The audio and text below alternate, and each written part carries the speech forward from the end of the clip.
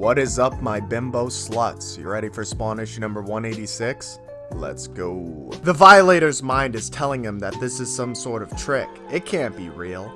But if it is true, and it is, this means that the Violator is free from both Malebolgia and Spawn. So now the Violator is gonna remind everyone how he got that fucking name. As Jim Downing is being tested for his memories, cause you know he's been in a fucking coma, he remembers Spawn, but he says that he doesn't remember anything. Once the doctor leaves, the nurse is still there, and Jim Downing tells her that you can leave, you don't have to stay with me if you don't want to, and she's like, nah, I'm fine staying with you. So she starts testing him and stuff like that and talking to him, and he's like, how long have I been in a coma? And she's like, for at least 4 years, but I've been here for at least 2.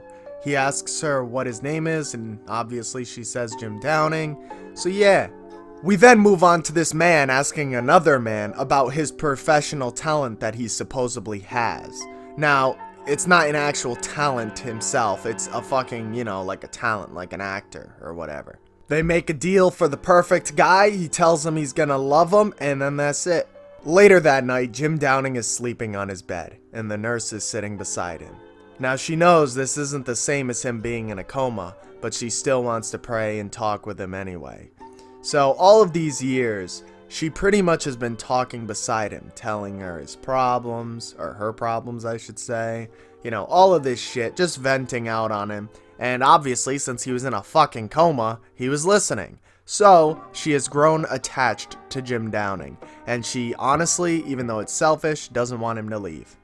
We then move on to the guy who killed himself a while ago, and all of these investigators that are investigating it. You see, they know that this wasn't just an ordinary suicide. They know that this man was afraid of someone else. This angel then arrives in the alleyways where Simmons killed himself, and then she notices there's an anomaly here. There's a dead zone, and there shouldn't be. And then the voice beside her says there's more than that.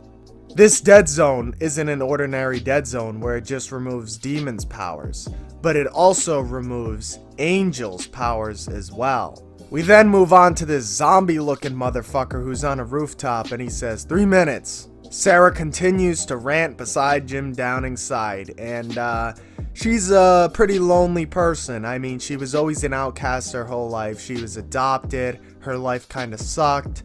So yeah, but then she says, you know, you have bigger problems though, so I'm just gonna leave.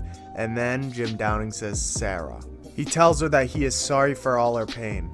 Then out of nowhere, a massive explosion happens, and the zombie motherfucker enters the room. And that, my friends, wraps up Spawn issue number 186. Like the video if you enjoyed the video. If you didn't enjoy the video, don't be a pussy. Like the video. I'll see you guys in the next one. Bye.